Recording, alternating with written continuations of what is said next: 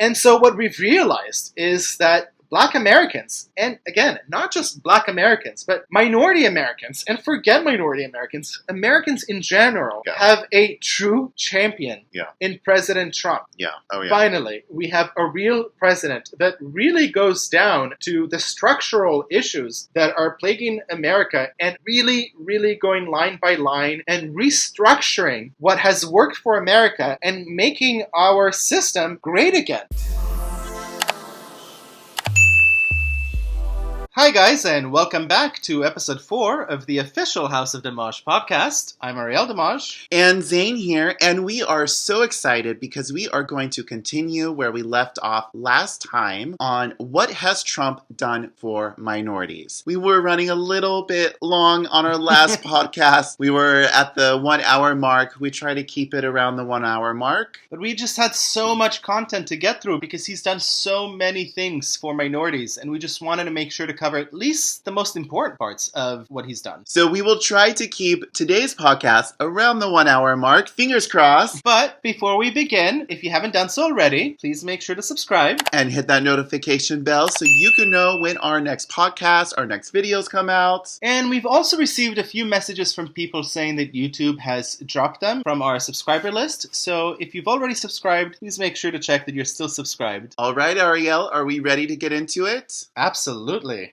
So just to build on what we were just talking about in terms of giving people the opportunities to educate themselves and succeed later in life, we found that the Minority Business Development Agency, which is an agency of the United States Department of Commerce that promotes growth and competitiveness of the United States minority-owned businesses, including Hispanic and Latino American, Asian Pacific American, African American, and Native American businesses, announced millions of dollars in awards to HBCUs and other minority educational institutions.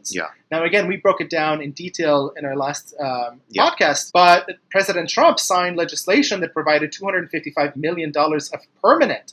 This is permanent annual funding for HBCUs, historically Black colleges and universities, and other minority-serving institutions. So this is something that really is changing people's lives for generations, and it's a multi-generational effect. Oh, definitely. And the reality is that the Trump administration is on track to become the greatest champion for HBCUs and other minority-serving institutions ever, with its continued support and budgetary increases with the help of the 115th GOP-controlled Congress. So it's just kind of funny that we're constantly hearing how Republicans are racist, how they don't care about minorities, how racist this administration is, yet this administration and the GOP-controlled Congress and Senate are actually being the greatest champions for these institutions ever. Ever! Like we said before, it doesn't matter what people say, it's what you do. It really is. It's your actions. What are you doing? It really is. And what Trump is doing is he's leading the efforts in making HBCUs a national priority. And the great thing is that Republicans are following suit. They're following him in his agenda. To help minority workers and minority people in general. And this is exactly what makes him such a great leader. It does, because he's expanding education and training opportunities to everyone, from people incarcerated to people just starting out their lives, going to elementary school, to even childcare, to people in the workforce being able to move up in the world. And he's doing this by negotiating better trade deals for the American people after years of our country being taken advantage of. And it's funny because I remember Democrats and just international forces in general just really trying to push this narrative that our great negotiator is not a great negotiator at all, and that he's really not only not benefiting American workers, but he's actually harming them. But the reality is that he's been able to negotiate the US-Mexico-Canada agreement, or the USMCA that replaced the outdated NAFTA agreement, the North American Free Trade Agreement, which was signed under Clinton and supported by Biden. And it's a really big deal because the USMCA includes tremendous wins for the American workers, farmers, and manufacturers, because it's generating over $68 billion in economic activity and creating 176,000 new jobs. Now, again, these are part of the jobs that we were told were never coming back, right? These are the jobs that are in farming, but also manufacturing. These are American vehicles being made in America, but also vehicles that are sold in the U.S. being made here in the U.S. as opposed to being made in Mexico or other places. And that's a really big deal because it really breaks down this narrative that these jobs are not coming back and they're nowhere. And I think that the media really did us a disservice because they helped push this narrative that because of automation and because of cheaper labor abroad, these people who are left behind are basically, they just, we have to be okay with this. We have to come to terms with the fact that large segments of our population are not going to be able to succeed and they're going to be left behind. And Trump just shattered that idea into million little pieces. Yeah. And again, it's in every sector, right? Yeah. It's in every sector. And it's fascinating because it's not picking and choosing one company to help. It's entire industries. And that is where that difference between a business mindset versus a community organizer or a lifelong politician like Biden. Yeah. Right? And, part of what we've seen that really helped the American workers, aside from the USMCA agreement, was also the 2 agreements that he's negotiated with Japan, which boosted America's agricultural and digital trade. We're the world's 3rd largest economy. And thanks to his efforts, Japan actually opened its market to approximately $7 billion in American agricultural exports, which is tremendous for minorities working in agriculture. Oh, yeah. Right? And we know in California, Yeah. most of the people who are working in agriculture are minorities. Yeah. So this is a really, really big deal because this is what's providing these jobs. Mm-hmm. In reality, he's building coalitions to help minorities everywhere. He's Yeah. building massive coalitions to help bring back Black America and minorities into the fold of corporate America. Mm-hmm. And the way that he's done it is by, for example, working with the Rainbow Push Foundation, which is a nonprofit organization that pursues social justice, civil rights, and political activism. It's fascinating because it was formed as a merger of 2 nonprofit organizations founded by no other than Jesse Jackson. So it's kind of interesting, right? He's founded both the Operation Push and the National Rainbow Coalition, which together made the Rainbow Push Foundation. Yeah. So, people who are saying he can't work across the aisle, Jesse Jackson. Yeah. That's what he's doing to Yeah. put Americans back to work, and specifically, not just Americans, but minority Americans back to work. Yeah. So, in effect, his presidency transformed the crime-ridden inner cities with business development and middle-class jobs in the manufacturing and construction sectors through better trade deals and infrastructure projects. And it's really sad to see that these cities are now regressing and losing all of the benefits and improvements that Trump has worked so hard for them to enjoy because of progressive special interests that are inciting violence and disorder within these communities. Well, this is why they're doing it on purpose, because it's like then Trump has a win.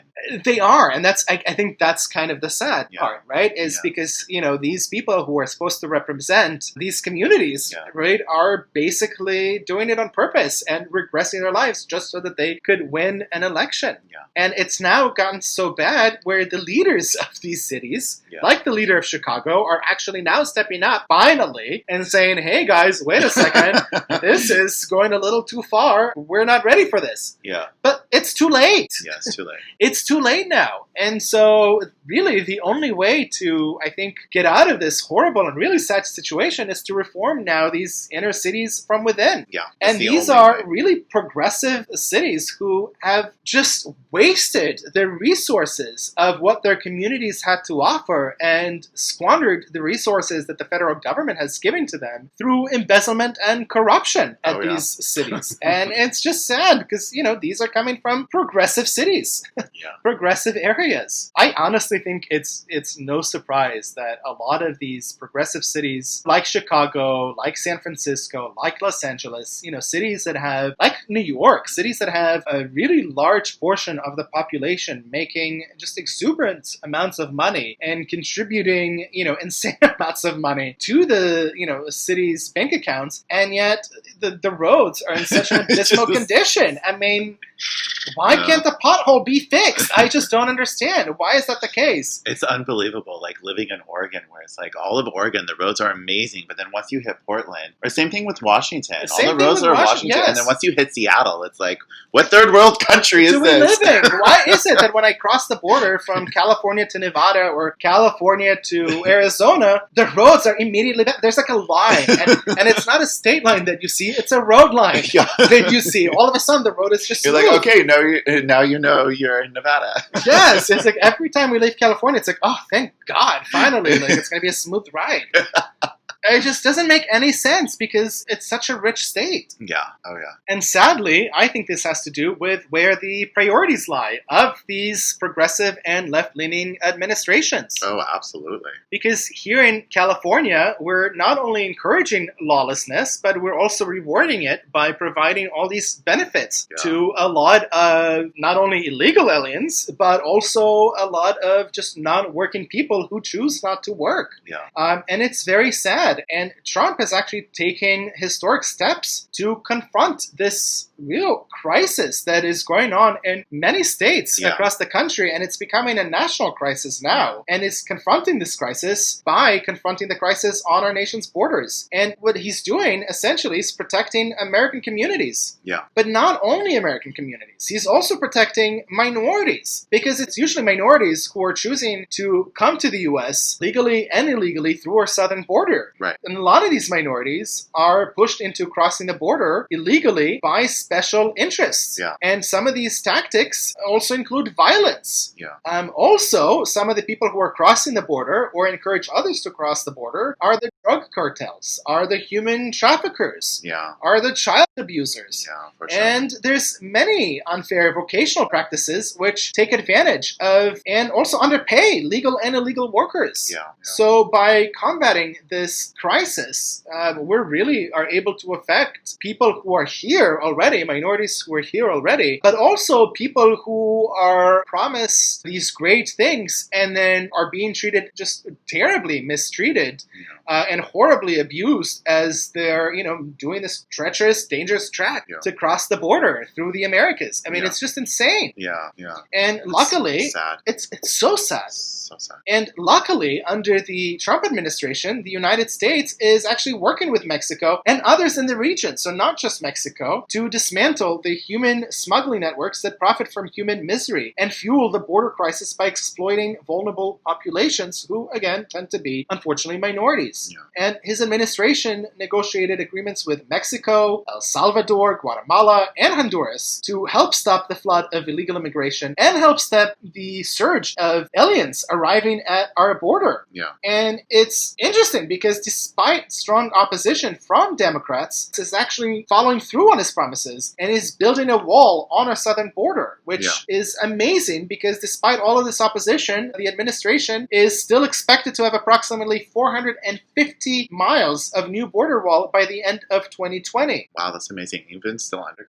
virus? Even still under coronavirus by the end of 2020, despite everything. Wow. And that just really goes to show you how much, when it comes to following through on his promises, how hard he's working, because this is one of his major promises. Yeah. And I mean, he has received just about every possible obstacle in fulfilling his promise that he could possibly receive, both from courts and Democrat-controlled Congress, and even from members of his own Republican Party. Yeah. So, in my eyes, this is incredible that he's actually able to accomplish this and working hard to continue accomplishing this. And, for all the people who are saying, well, these people crossing into our border, these are refugees and these are poor people who need our help, et cetera, et cetera, et cetera. I would say that it's true. These are definitely, among some of the people who are crossing the border, we do have some refugees. We have people who are basically escaping oppressive regimes. Yeah. Communist, by the way, socialist oppressive regimes, like the ones in, Cuba and Venezuela. But also, a lot of these people are being pushed to make this trek to the U.S. when they could be asking for asylum in multiple countries along their way. They don't have to come here to the U.S., and coming here to the U.S. is a personal choice that has to do with wanting to receive better economic mobility, or because they're being pushed by these special interests. And instead of helping these people by allowing them to come to the U.S. so that they can get better economic mobility, we should really concentrate on reforming these communist social countries from within so that they don't have a place that they need to escape from in the first place. Yeah. Because a lot of people are escaping not because they want to escape, but because they're literally fearful for their lives. Yeah, and totally understandable. And totally understandable. And,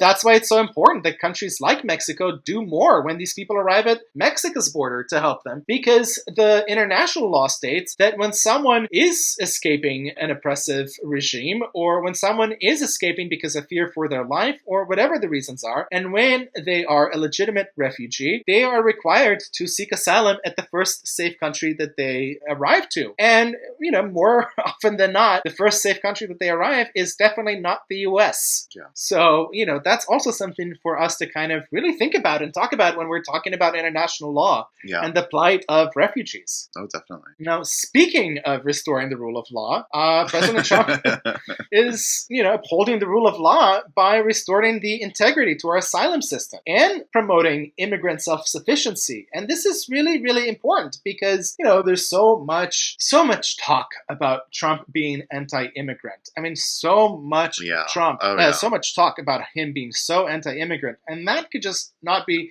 further from the truth, aside from the fact that his wife is an immigrant. I mean, come on, people. His own wife is an immigrant. And the difference is that she became a lawful immigrant of the United States and respected its laws and been very appreciative of what the country has been able to offer her since then. And that's why we have a difference between legal immigrant and illegal immigrant. And exactly. And that word has very much so been blurred by the Democrats and mainstream media. It's been blurred so much because the connotation of just the word illegal. I mean, I've had so many friends that argued with me on Facebook about the term illegal alien or illegal immigrant. The idea that no one can be illegal because everyone is a human and blah, blah, blah, blah, blah. The reality is that people can't do illegal acts. And when you're an immigrant to this country, if you're not following the law, you become an illegal immigrant. So it's not to say something necessarily specifically about a group of people or an entire race, but it's just talking to a specific segment of people who are choosing to ignore the laws and basically just spit at the integrity that the U.S. has created for itself.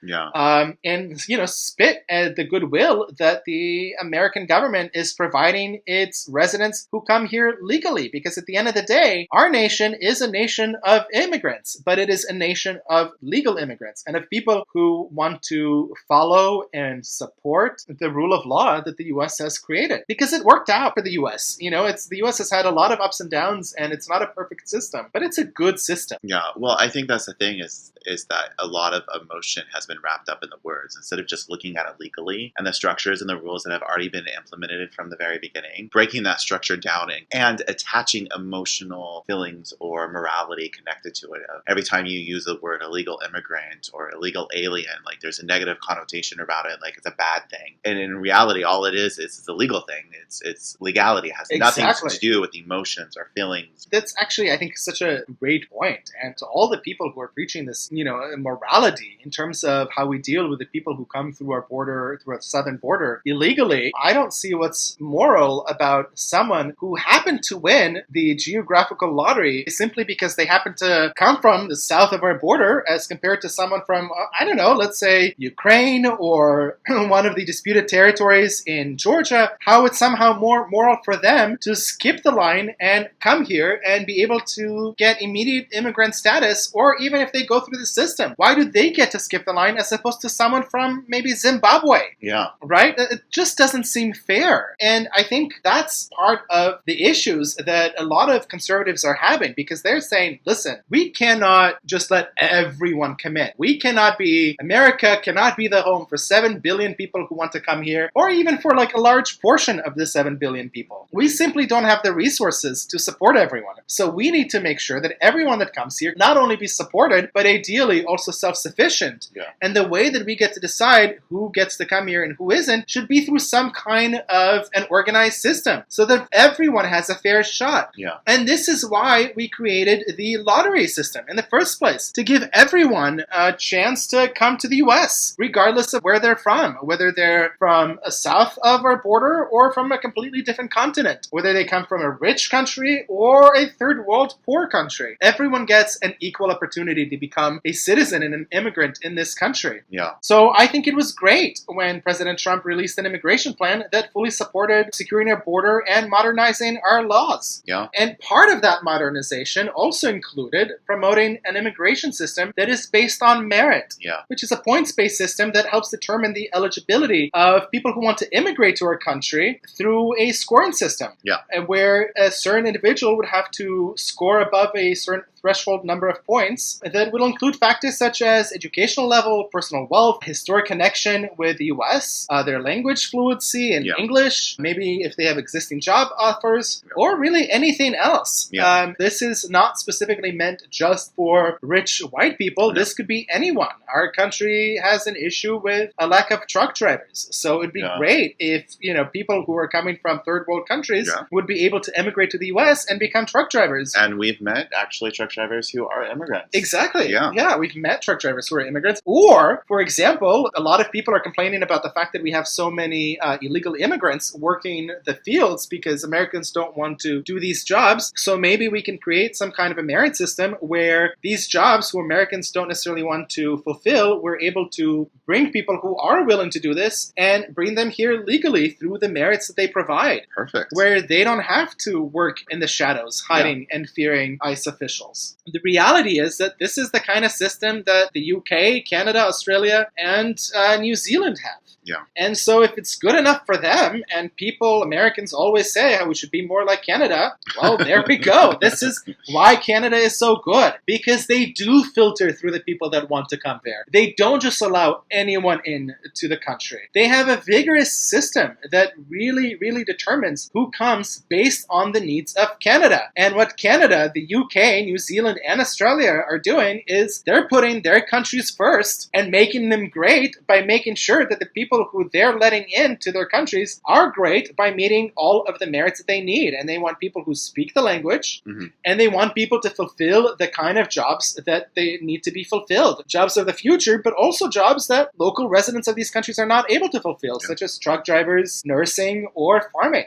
And I don't see why America should be left behind when it comes to immigration. Yeah. But, I mean, that's a total digression. That's a whole other podcast. That's a whole other podcast that we could talk about. So going back to the policy changes that Trump has enacted in order to support minority communities in America, I also want to go back and look at what ICE has been doing in the U.S. Because the ICE enforcement and removal operations arrested 443,099 aliens in the fiscal year of 2019. Now, that's a lot of people, 143,099 people. That's a lot of people for them to arrest. That's a lot of people for them to arrest. Yeah. And that sounds like an excessive number. And I think a lot of people would just be astounded by how many people are arrested just, coming home after a hardworking day or being pulled over for, whatever. And all of a sudden they're arrested. That's not the case, because 86% of those people arrested had criminal records. Wow. 86% of those people had criminal records. Now, the reality is that the places where illegal aliens tend to live in the U.S.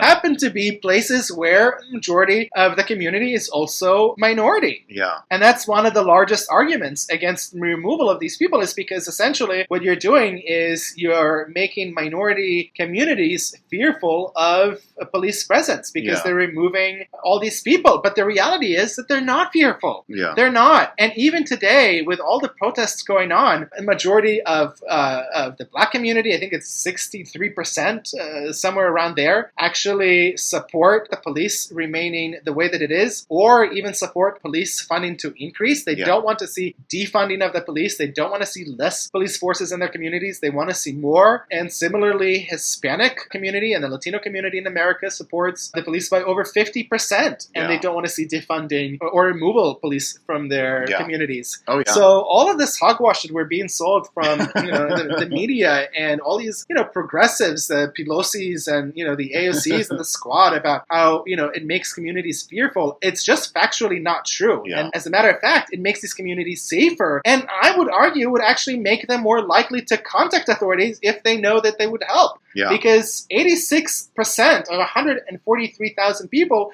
is a lot of people who have criminal records. Yeah, that's just crazy. Wow. And, these are people who are being arrested, Yeah. and then they're being released back into the wild by the government, into our communities, which becomes the wild for these people. It becomes It's just really scary to think about it in that perspective. Yeah. And it's just very sad because that's part of the symptom that caused the increase in human trafficking to the US in recent years. Exactly. Something that Trump has been fighting really hard to end. He's actually fought to end the egregious crime of human trafficking, and specifically women, right? It's specifically, this pertains to women and children.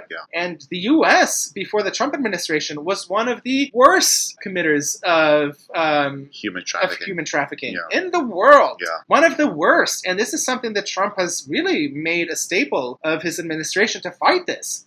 And in 2019, ICE and the HSI, or the Homeland Security Investigations, arrested 2,197 criminals associated with human trafficking and identified 428 victims, which is just a drop in the bucket, compared to what is going on. But again, the president is really changing the narrative of the U.S., allowing all these human traffickers and slaves who are coming to the U.S. And as a result, he signed the Trafficking Victims Protection Reauthorization Act, which tightened criteria for whether countries are meeting standards for eliminating trafficking. So now the U.S. went from being one of the worst offenders of human trafficking in the world. That's incredible. I did not know that. No, it's really incredible because, we're going from being one of the worst in the world offenders to tightening criteria for whether countries are meeting standards for eliminating the trafficking. Wow. It's a complete shift. Yeah. And we had an administration, the previous administration, that touted how they're all about, women and, minority groups and all these things. And the Me Too, which happened under Trump too, but that's a huge organization that talks about, Me Too and women's rights and blah, blah, blah. But here's, the president who's really doing something about it. And personally, I would love it if Elisa Milano tweeted about this and said, hey, let's support this initiative, instead of some other crap that she's tweeted about. No, but for real, because, President Trump established a task force to help combat the tragedy of missing or murdered Native American women and girls. Why don't we hear about this? Right? We hear about all, how anti-woman he is. How anti-woman he is, how anti-gay he is, how anti-minority he is, how anti-Jew he is. Which is hilarious to me, specifically as a Jew. We hear so much about how he's so anti-Semitic, Nazi practically, practically Hitler in the Oval Office, right? And it's so funny because his own daughter is Jewish. His daughter and son-in-law are both Jewish, okay? Orthodox Jewish, not just Jewish, blah, blah, blah. They're religiously Orthodox Jewish, okay? His grandchildren are Jewish. He has received so many awards from Jewish organizations, from the ACLU, from Israel itself as well. Much earlier, even before he was president, and during his presidency, it's just a laughable idea in my mind. And it's just interesting because unlike the Democrats, the president has actually taken decisive action to combat the scourge of hate crimes and anti-Semitism that's rising in America. He's taken decisive action. He signed an executive order making it clear that Title VI of the Civil Rights Act of 1964 applies to discrimination rooted in anti-Semitism. Okay? Other administration did not do this, but he's made it clear. His administration also launched a centralized website to educate the public about hate crimes and encourage reporting. And it's funny because, even my friends, I have so many friends, including Jewish friends, who we talk politics, and, a lot of them are telling me, listen, yes, you're conservative and a right wing, but we still love you, you're still our friend. And, when the Nazis, when Trump and, the rest of your Nazi friends are going to come after you, we'll be there for you later. And it's just funny because I feel like, on the contrary, when they come after you, the GOP doesn't have a problem with Ilhan Omar or Rashida Tlaib. They don't have a problem with the anti-Semitism. The GOP was able to support Trump's fight against anti-Semitism. Why weren't the Democrats able to support the same, right? Good question. And it's just fascinating because since January 2017, the Civil Rights Division at the DOJ has obtained 14 convictions in cases involving attacks or threats against places of worship. Okay, it's important because in March 2019, the Democrat-controlled House struggled to rebuke the blatantly anti-Semitic remarks from then-freshman Representative Ilhan Omar and Rashida Tlaib. And rather than forcibly denounce anti-Semitism within their own ranks, they actually passed a watered-down resolution calling out all hatred in general. Yeah. Right? Because 2 members or 3 or 4 members of the Democrat-controlled House were not in agreement in terms of adding anti-Semitism. Yeah. And the Democrats actually had to back away from it. And, listen, the idea of calling out hatred in general is a great message. Yeah.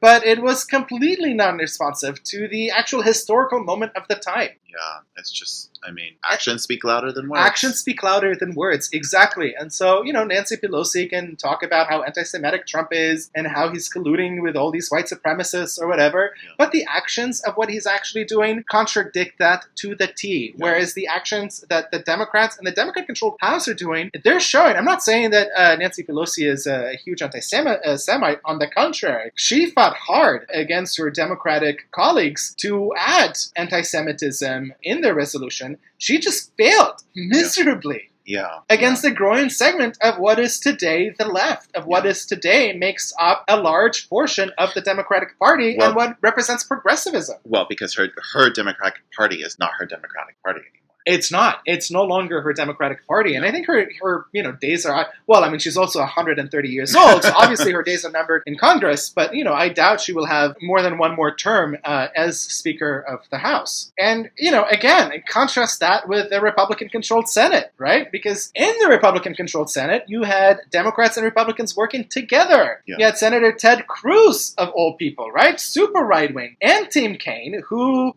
ran as a vice president under a Clinton ticket. Both of them led the Senate in embracing a resolution in June of 2019, so just 3 months after Democrats failed to do so in the Congress, that thoroughly and unequivocally condemns anti-Semitism in all of its ugly forms. So you have something that started out with the president and then really stalled in a Democratic-controlled Congress, and then again revived in a Republican-controlled Senate. Yeah. So, when we talk about the roles that Republicans and Democrats play in terms of their support for minority groups, I know that for my minority group that I belong to, one of the minority groups that I belong to as a Jew, I would much rather be aligned with Republicans today than I would with Democrats. Yeah. Because unlike the House, the Senate resolution actually offers a sweeping historical view of anti-Semitism across borders and millennia. It recognizes that the virus of anti-Semitism is different than other forms of hatred. It has occurred both overseas and domestically, and it requires a unique and targeted condemnation, which is something that, again, Democrats and leading Democrats, including Joe Biden, have failed to do on multiple occasions. Yeah, and I just have to say to all of the Jews who are out there who are listening right now, really look at the actions. Look at the actions of what is actually being done and not listen to the words, because the words get so jumbled up and you don't know what the truth is in the words. All you know is the truth is within the actions. It's true. And words do matter. Don't get me wrong. Words do matter. But when we live in a world of just snippets of what people are saying, sound bites. Yeah. Thank you. No one's actually listening to the entire news briefing that President Trump is doing. No one is actually reading every single word of that news briefing, unless you're, someone who's totally obsessed like me or other people out there. And so all we're hearing is like a snippet on CNN, the New York Times, or, wherever, where they're talking about, they're taking things out of context in terms of what Trump is doing and saying. And it's, you could say the same thing about the Democrats, and that's why we urge you to look at the actual actions. Yeah. Because when it comes to the actions, very few presidents have done what Trump has done in terms of supporting Jews. Yeah. And one of the things that really matter to Jews are the matters of the state of Israel. And that's something that I, as a Jew, obviously as an Israeli as well, take to heart. It's very important to me as well. Yeah. And it's something that, unfortunately, the progressive wing of the Democratic Party was really able to dive a wedge between Jewish America and their connection to the state of Israel, which is really the only home around the world specifically designated for Jews. Yeah, the only home for Jews. The only home. right? Yeah. I mean, there's countries where Jews are safe to live in, Right. and the US is one of them, but there's only really one country around the world where Jews don't have to worry about anti-Semitism, and that is Israel. They have a whole host of other issues, Yeah. but anti-Semitism is not one. And it's kind of great because since taking office, President Trump has taken historic steps to support and defend our cherished ally Israel, which is something that the Obama administration has promised to do and failed to do in their terms, in my opinion, and definitely something that Biden has talked about for decades now, or almost half a century. Yeah, 40, Right? 40 plus years Yeah. in politics. Trump did what many presidents before him have come and promised that they would do, including Barack Obama, and including Biden as his VP, and including Biden every single time he's run for president. All 74 times of those where he ran for president, he's promised to do the same thing. And Trump has actually made good on his promise. And he recognized Jerusalem as the true capital of Israel and moved the United States Embassy there. Yeah. And it was interesting because a lot of the people on the left have said that this is going to lead to violence and bloodshed, which is a part of the reason why a lot of presidents have postponed this move every 6 months, because it was actual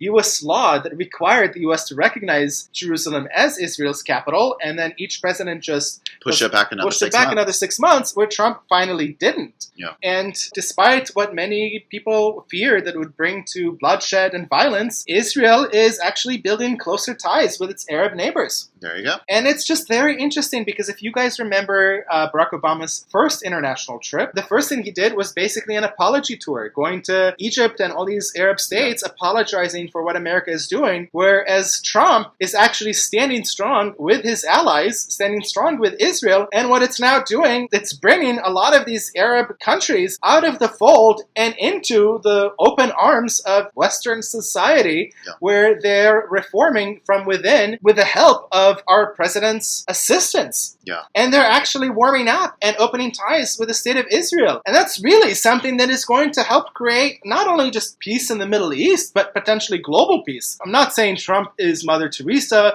or Gandhi or anything like that, where he's going to bring world peace, but I will definitely argue that through his actions, the probability of creating peace around the world, a real and true lasting peace, not just peace on paper, not just... Or peace just to last during his term. Right, or not just peace that will last during its term, not something that's, signed with all the bells and whistles and, like the Oslo Accords of the 1990s that brought in destruction and chaos in the Middle East region, actual, real peace potential between countries who are now openly warming ties to one another. Yeah. Really, thanks to him, he's completely reshaping the Middle East region, which is, arguably one of the most explosive regions in the world. So it's kind of incredible. Yeah. On top of that, he's also acknowledged Israel's sovereignty over the Golan Heights and declared that Israeli settlements in the West Bank are not inconsistent with international law and are not an obstacle to a peace between Israel and its neighbors, because the reality is, as Israel has maintained over and over again, that these settlements would not be an issue. When Israel needed to withdraw from settlements, they did during the 90s in the Oslo Accords. They also unilaterally withdrew from Gaza and received,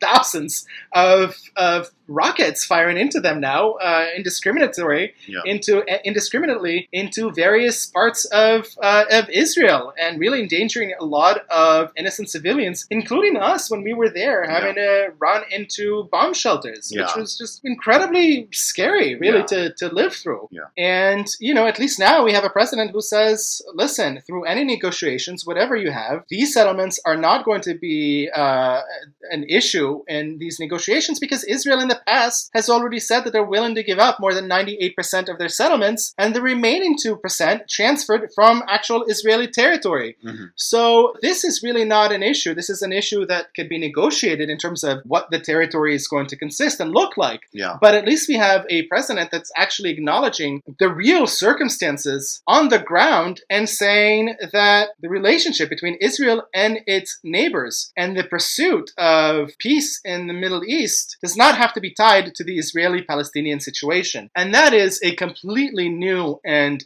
different and really forward-thinking approach when it comes to this situation that for many people in the Jewish community in the US, for the majority of the people in the Jewish community in the US, is a really important issue. Yeah. But here's the thing, though. He's not only changing the facts on the ground for people in the Middle East, and those include obviously Jews that hold Israel in high regards and really feel that what's happening to Israel is really important to their personal needs, but also to a lot of Muslims who've escaped these oppressive countries and came to America and are now able to see their countries reforming and bettering themselves. Yeah. That's exciting for everyone. Mm-hmm. But he's not only doing that, he's actually changing things internationally on a much grander level. The president removed the United States from the United Nations Human Rights Council due to the group's blatant anti-Israeli bias. Yeah, which was absolutely huge that he did that. It was huge. It's incredibly gutsy, too, to do, because this is something that presidents have talked about decades now, about doing. Since the Human Council was created, they've been talking about it for decades now because of the structure is just inherently biased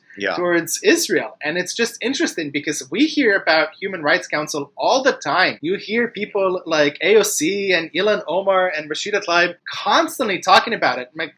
Maxine Waters constantly talking about it. But what a lot of people don't realize is that some of the members, actually new members, forget some of the existing members, new members of the Human Rights Council include Libya, which is now grappled with a civil war since the ousting of their dictator, Muhammad Gaddafi, Sudan, Venezuela, which is now going through complete chaos since their last election. And also in Sudan, I mean, how many Sudanese refugees are in Israel? So it's actually kind of interesting that they're against Israel, but a lot of the Sudanese refugees actually are going to Israel. It's actually really funny because a lot of the countries who are in the Human Rights Council have a lot of refugees who have come to either the US or actually Israel, because there's a lot of non-Jewish refugees who have fled Sudan and other African countries to Israel for safety. It includes Venezuela and Poland, who's recently been on an anti-LGBT legal tirade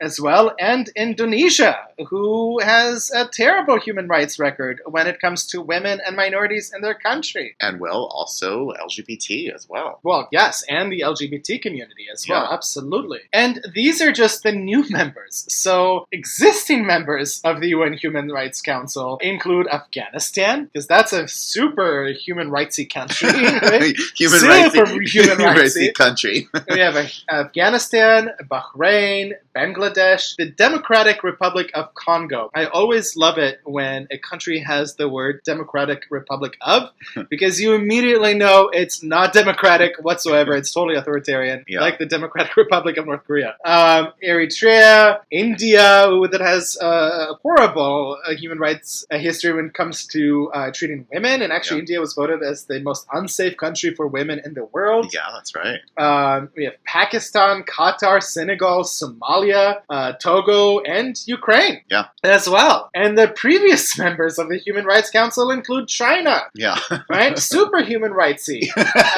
Cuba, Egypt, Iraq, Rwanda, and Tunisia. I mean, just like, it's a joke. It's really a joke that the U.S. even took part in this. And it's a joke that the U.S. actually listened to this council. It participated and legitimized it. And finally, President Trump has promoted democracy throughout the Western Hemisphere and imposed heavy sanctions on the regimes of Venezuela, Cuba, and Nicaragua, despite the fact that they're members of the Human Rights Council or members or whatever. This is, I think, the main difference between what Biden is offering and what Trump is offering.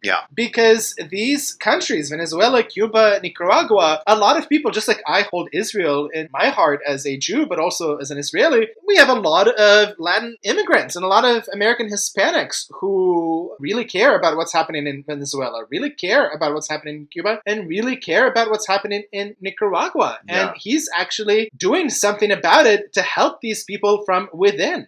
Something that American administrations have failed to do for decades. decades, again, and decades. promised to do. And promised to do. Yeah. And one of the ways that he's done this is by reversing the previous administration's disastrous rapprochement with Cuba, which only benefited the country's dictatorship instead of its people. This is important because in the US, we have a huge Cuban American population. Yeah. Most of them are within the Florida area. As most of us know, this is a really big deal. And it's kind of interesting because the majority of Cuban Americans were actually against Obama's policies, which helped Trump actually win Florida. Yeah. I really think that if it wasn't for Obama's policy in terms of rapprochement with Cuba, it's very possible that Clinton would have actually won Florida. So wow, that's interesting. It's very interesting because a lot of the Cubans who are now in Florida actually escaped this, socialist and authoritarian dictatorship, right. this regime, this dangerous regime. Yeah. And this is a regime that Obama and Biden didn't really have much of a problem working closely with. Yeah. It's sad, but it's also scary. Yeah.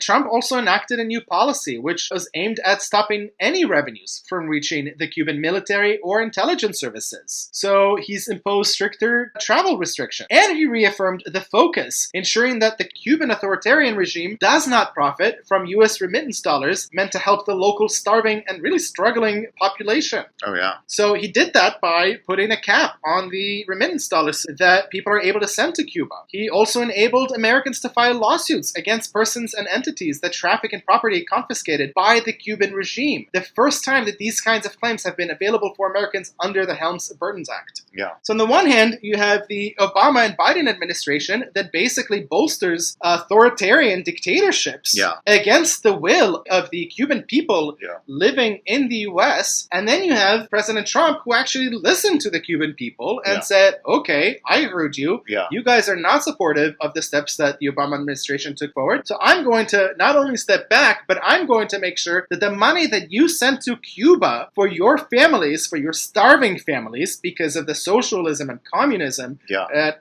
is rampant in Cuba and people are suffering under, I'm going to make sure that those dollars are going to reach the intended purposes that they're being sent for. Yeah. Which is amazing. Oh, yeah. So it's just completely two different ways to look at the world and see where you can benefit people the most. And I think what Trump has shown is that he's willing to listen to people and minorities in general and not just talk at them, but actually listen on the ground level to what they want and what they need for him to do in order to get their vote. And that's what he's done. And that's why his approval ratings were so high amongst minorities in the US compared to other GOP candidates. Oh, yeah. And it's not just Cuban Americans that he's listening to. He's also listening to the really big and growing Venezuelan population here in the US. And he stood with the democratically elected National Assembly and the Venezuelan people. And he worked to cut off the financial resources of the Maduro regime, especially following the corrupt election, since Maduro is refusing to step down.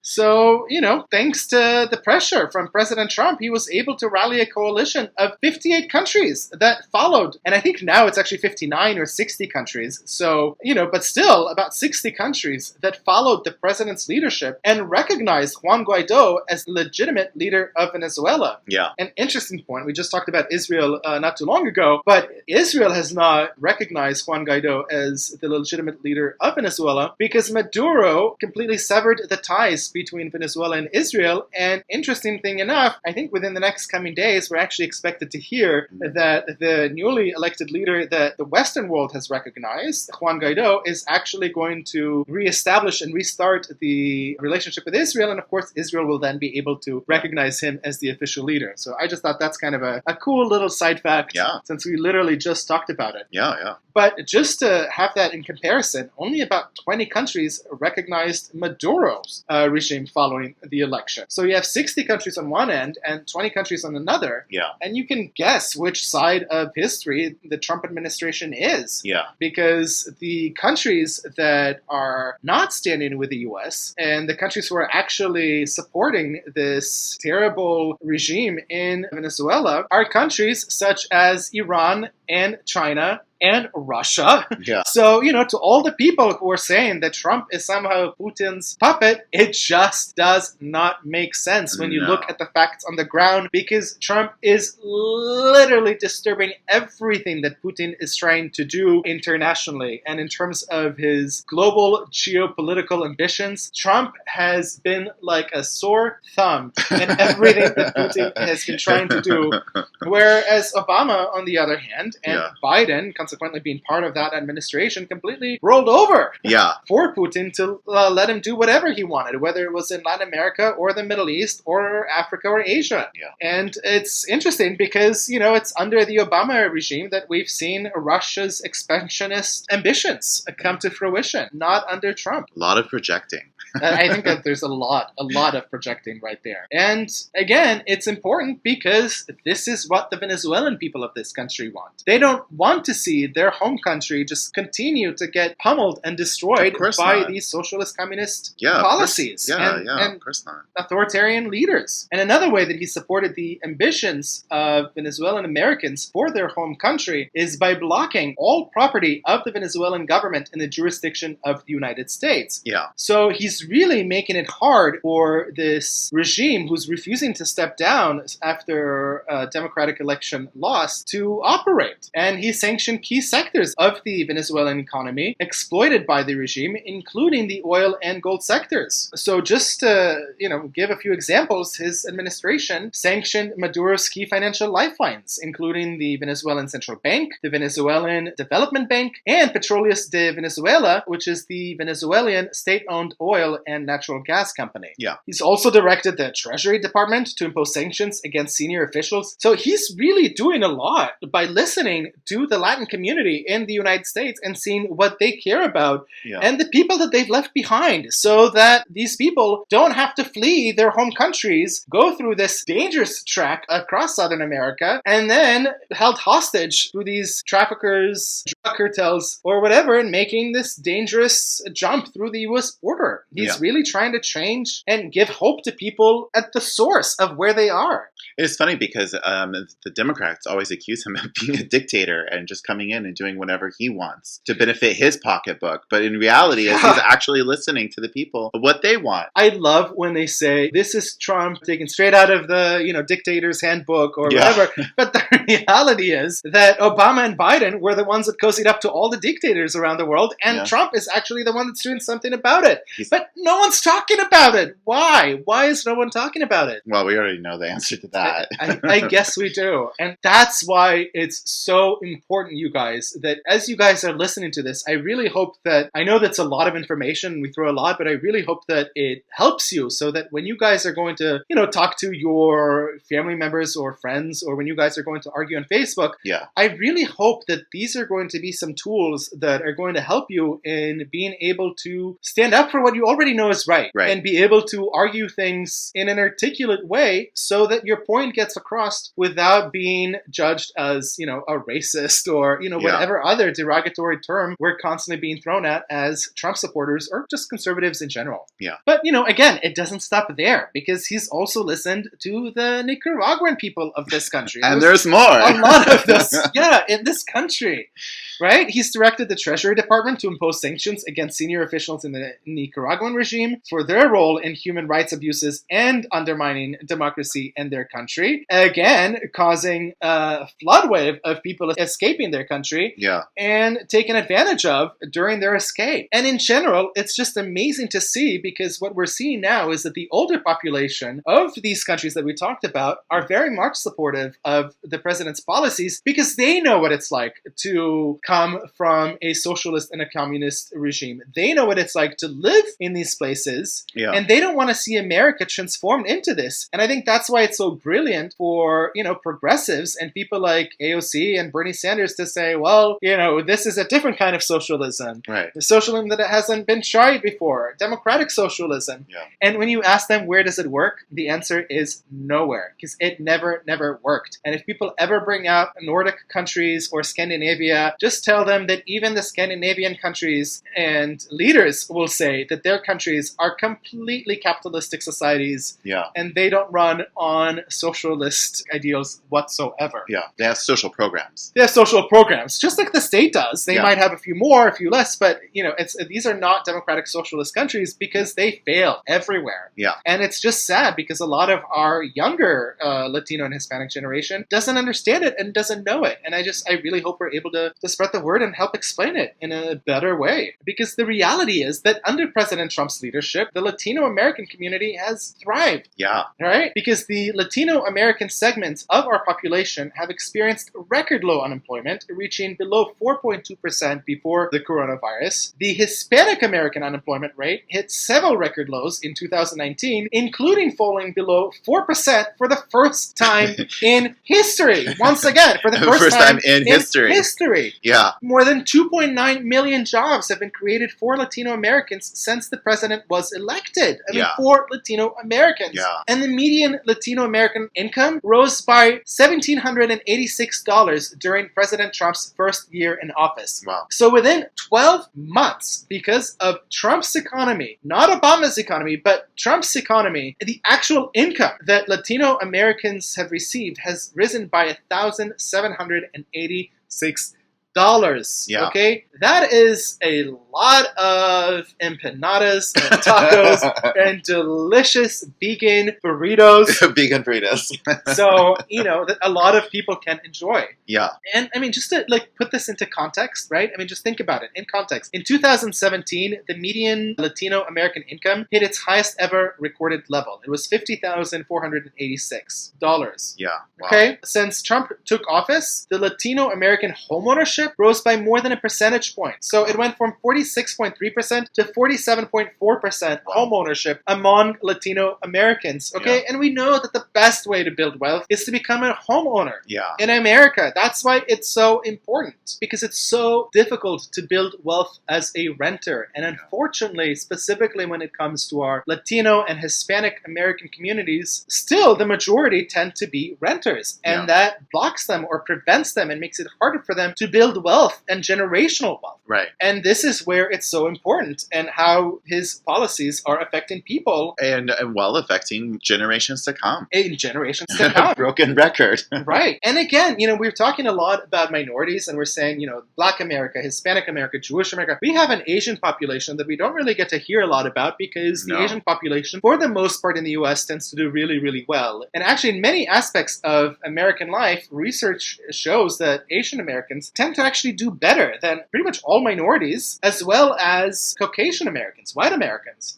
Still, it just kind of shows you that Trump's policies are not only benefiting specific, segments of our population, but he's literally lifting everyone up, including Asian Americans, which saw the lowest ever record unemployment rate, again, the lowest ever for Asian Americans, which was 2.1%, and that came in June 2019. Yeah. So to be fair, it ticked up a little bit higher to 2.5%, which was near a historic low in December. Yeah. But still, those numbers are just unreal. That's an incredible. Any segment of American population would love to have unemployment rates at 2%. Yeah. 2 point whatever percent. Below 3%. Yeah. So, it's just incredible. Yeah. And that's just another minority that we're talking about. So there's just so many, and we can break it down into so many subgroups of our American society and see how he's benefiting every single one of these groups. But again, we specifically chose to talk about the major groups in the U.S. that are minorities, specifically, just in terms of their actual population size. So, we talked a lot about Black America in our previous podcast, but there's a lot that we didn't cover when it comes to Black America, and specifically the numbers. We talked about the policies and how they affect, but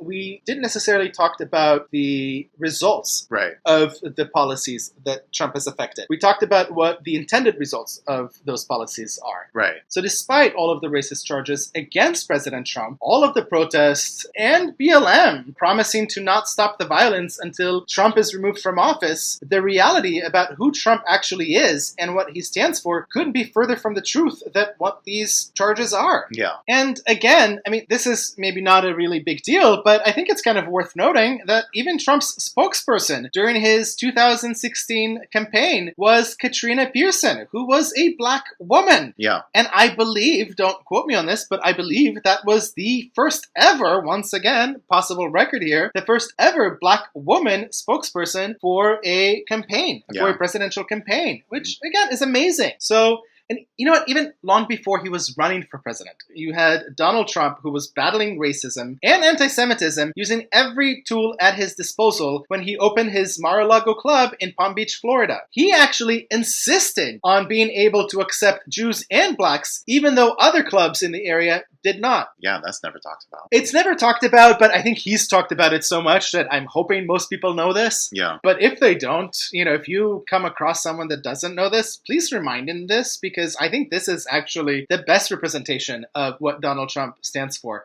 Because he fought local politicians, and he claimed that they supported established private clubs in town that had excluded Jews and blacks. I mean, just straight up racism. Yeah. Right? Completely straight up racism and segregation. And at the time, the Washington Post reported that Trump's lawyers even sent every member of the town council copies of 2 classic movies about discrimination. First one was A Gentleman's Agreement, which was about a journalist who pretended to be Jewish in order to expose anti-Semitism. And Guess Who's Coming to Dinner, about a white couple's reaction to their daughter bringing home a black fiance. Yeah. Which is just, you know, incredibly symbolic. Because, you know, he's filed a $100 million lawsuit in the U.S. District Court in Palm Beach, alleging that the town discriminated against Mar-a-Lago because he chose to accept blacks and Jews. Think about it. He could have easily solved that problem if he just, you know, followed the line and basically of everyone else and said, you know what, sorry guys, sorry Jews, sorry blacks, can't accept you, would love to check out my other clubs in other places. But no, he actually fought them. Yeah. And spent a lot of resources in order to fight this injustice. Yeah. And at the time, in 1997, the president of the Anti-Defamation League, who now says that Trump is anti-Semite, who now says that Trump's policies are racist, at the time, the president of the Anti-Defamation League, Abraham Foxman, actually praised Trump for elevating the issue of discrimination at private clubs and telling the Wall Street Journal that he put the light on Palm Beach, not on the beauty and the glitter, but on the steamier side of discrimination, and it has an impact. Wow. Okay, so the same groups. Isn't it incredible? It's just flip-flop, right? It's just ironic. And I have to tell you, for me, it's incredibly sad because I worked with the ADL when I was in college and I dealt with an anti-Semitic professor. And it's just very sad for me to see an organization that really fought against discrimination, anti-Semitism, and racism in general. And the ADL started as a Jewish organization fighting anti-Semitism, and they've really expanded to fight all kinds of racial racism, discrimination, and not just racial, but just any discrimination against any member of our society. And it's just really sad to see them become so political, because this used to be an apolitical organization that was highly respected, and now it's very partisan. And I don't see how they're going to reform and rebrand themselves as a nonpartisan group after what they've done during the Trump administration. It's really sad because the ADL had a really great legacy of standing up for human rights. And now it's going to have a legacy of being politically partisan. So, you know, very sad. And actually, at the time, Foxman also credited Trump's move with encouraging other clubs in Palm Beach to do the same as Mar-a-Lago and opening up. That's amazing. So, you know, not only did Trump open up his own club, but he's completely pulled the rug under, you know, racist policies in this town that forced other clubs, if they wanted to keep up, it forced them to cancel these racist practices that they've had. I mean, this wasn't too long ago. I mean, this was in the 90s. This was in the 90s, which unfortunately, I mean, that's, you know, at this point, almost like 30 years ago. But the point is that, you know, still, it's way before he even thought of running for office. Exactly. So this really shows you what the true colors of this man is. And that's part of the reason why he's received so many awards from both Jewish and Black organizations and Hispanic organizations and so many other organizations. And another, I think this is a hugely important point to make, because unlike many other politicians who never had to confront discriminatory segregationist practices before and after they ran for office, Trump actually has a solid track record on this very issue. Yeah. He really, really does. And that's the real Donald Trump, right? He determined that he would do things differently. He actually dealt with the real problem having to do with discrimination based on race and religion in Palm Beach long before he was ever seeking public office, and he confronted a powerful local planning board over its policies pertaining to through exclusivity. Yeah. Okay? Now, Biden, on the other hand, who is now seeking the keys to the Oval Office, as a senator, actually led the charge for mandatory sentencing, which we talked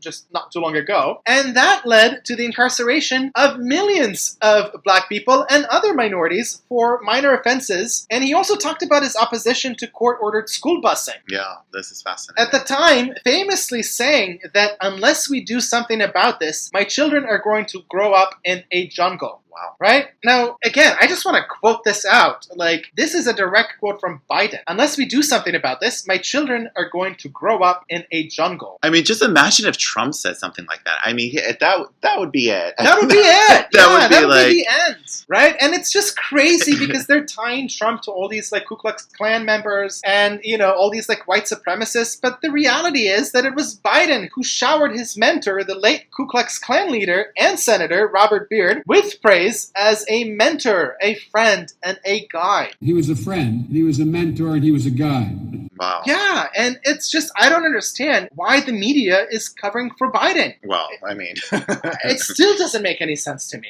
I get that they want him in office, but there's just so much there. Yeah. And they're completely covering his racist past, his racist policies that have hurt the minority community in America greatly, but also just a lot of what he says is just flat out racist. Yeah. It really amazes me. And the sad thing is that the majority of blacks in America actually support Trump's policies unbeknownst to them. Because a lot of these policies that are actually benefiting them, most of them support. They just don't know that these are the policies that are supported by Trump. Yeah, exactly. Keeping them in the dark. Right, because as soon as minorities, and specifically black people, because they vote for Democrats in overwhelming numbers compared to any other group, keeping them in the dark and uneducated is really the best way to make sure that they continue to vote for you. Well, of course, yeah. Because once they find out what Trump actually stands for, they leave the Democratic plantation. Yeah. And they walk away. They leave the left. And this is why there's organizations like Blexit. Exactly, like Blexit, like Walkaway, like Left to Left. All of these, Jexodus, all of these organizations are meant for people who are finding out what the truth, right? Yeah. And what the GOP, and more specifically, what Trump is also like doing for their segments of the population that they care about. Yeah. I mean, just to like put this in perspective, right? The Trump administration proposed a new $5 billion annual tax credit to promote school choice. Yeah. Okay, now this is something that the left absolutely hates. They hate school choice. They don't want to see this happen. They're fighting against it. But the reality is that this move is supported by 2/3 of black Americans. That's amazing. That's amazing because 66% of black Americans want to be able to choose where to send their kids. And, maybe it has to do with the fact that they live in subpar neighborhoods that are not as economically affluent as a lot of their representatives and white America. And they want to be able to send their children to the same schools that white Americans send their children to. They want to be able to send their children to the same schools that Nancy Pelosi's children and grandchildren get to enjoy. Of course. Right? But they don't get to do it. Yeah. And that's what is so sad about this. And another thing that black Americans support in really big numbers is what Trump has been fighting for, which is a federal tax credit on donations that fund scholarships to private schools, which again is a proposal that's supported by 64% of African Americans. Yeah. So nearly 2/3 of African Americans are supporting this. And these are huge numbers. Yeah. This is not like a 50-50. This is an overwhelming majority. And the only reason why I could think that Democratic leadership does not support the same policies and doesn't even talk about these policies within their local communities is because they understand that once black people are able to better themselves, once they're able to better educate themselves, and once they're able to receive these scholarships to go to these private schools, they're no longer going to vote for the Democratic Party because they're going to wake up and they're going to leave this plantation, this horrible plantation that they're under. It's really sad to see. It's really sad to see. It really, really is. Yeah, and that's why it's so important what Trump is actually doing. It is, because he's really fighting to improve the lives of minorities in this country, and specifically black American lives in this country, despite the obstructionist opposition from the Democratic Party. Yeah. And that's why he's doing things that he can do, regardless of how much the Democrats obstruct him. And that includes advancing the second chance hiring for former prisoners, which included launching the Ready to Work initiative. Yeah. And I think we talked about it in our last podcast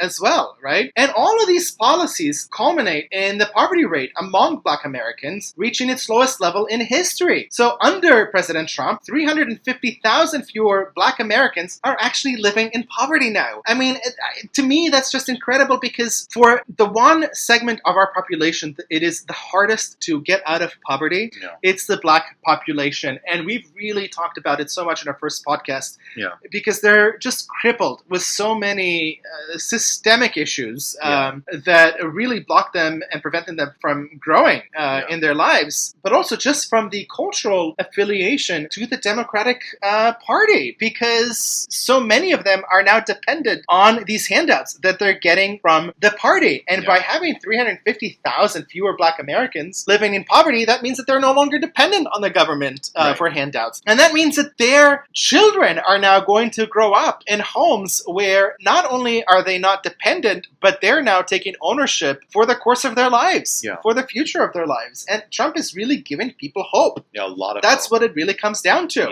which is incredible. And that's also part of the reason why he's created an incredible 1.6 million new jobs for Black Americans since his election. Yeah. And, we're pointing this out because obviously every president creates millions of jobs, they all say. And some presidents will lose more jobs than they create, but they'll always talk about, how many jobs they actually create. Every president creates millions of jobs. But what makes this specifically so different is that the jobs that we're seeing, the job growth that we're seeing under the Trump administration is not intended just for the white American population. Yeah. It's not just a Caucasian job creation. It's mainly driven by lower socioeconomic job growth, which specifically pertains to Black Americans and other minorities like the Hispanic and Latin population in this country and Native American population, which I know we didn't talk about much, but it's also worth noting how much the Native American population enjoys the benefits of the policies, and we did talk about them a little bit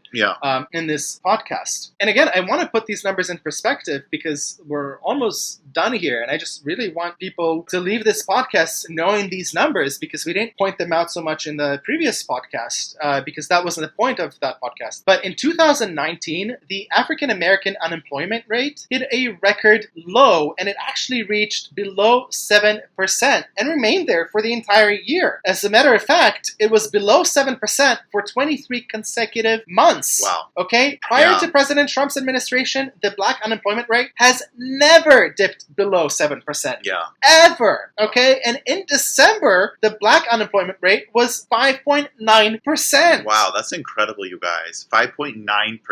That's incredible because I think that was actually even below what the unemployment rate was for the general population as a whole when Obama left office. Wow. So it's just really, really amazing how much the Black community has benefited under President Trump's term and just minorities in general. Yeah. As a matter of fact, under President Trump, incomes for Black Americans have increased by 2.6%. Okay? And again, we talked about this in the last podcast where under Obama's 8 years, think about it, 8 years under Obama's term after we've experienced one of the worst recessions in American history, and the unemployment wages actually went down by about $900 when you take into account inflation. And under Trump, because of his policies of deregulation and job creation, Black Americans actually saw an increase of 2.6%. Yeah. Those are huge numbers. 2.6 might not sound like a lot, but that is thousands of dollars a year and hundreds of dollars a month for people who are struggling paycheck to paycheck. That makes a big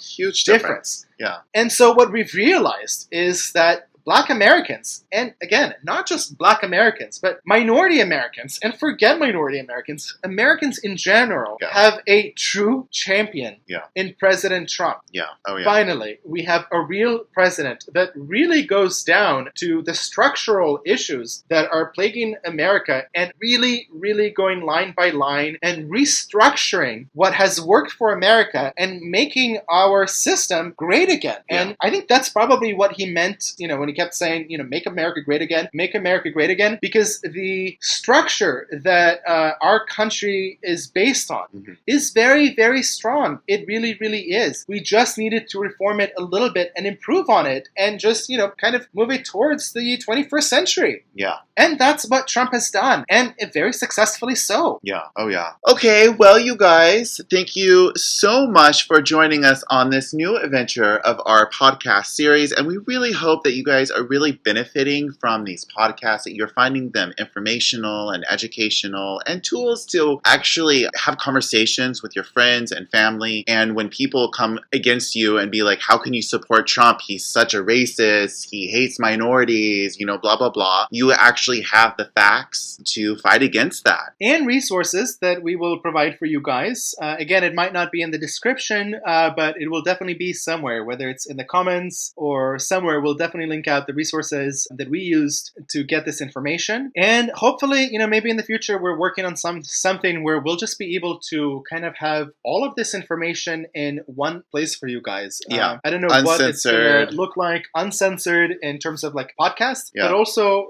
I don't know, create some kind of like a database or something so that you guys, instead of having to do your own research, or if you want to find some information that we talked about, be able to have it just super accessible and very easily reached. And so I don't know what that's going to look like. And, hopefully we'll be able to do something like that in the future. And until next time. Bye for now. Bye, you guys.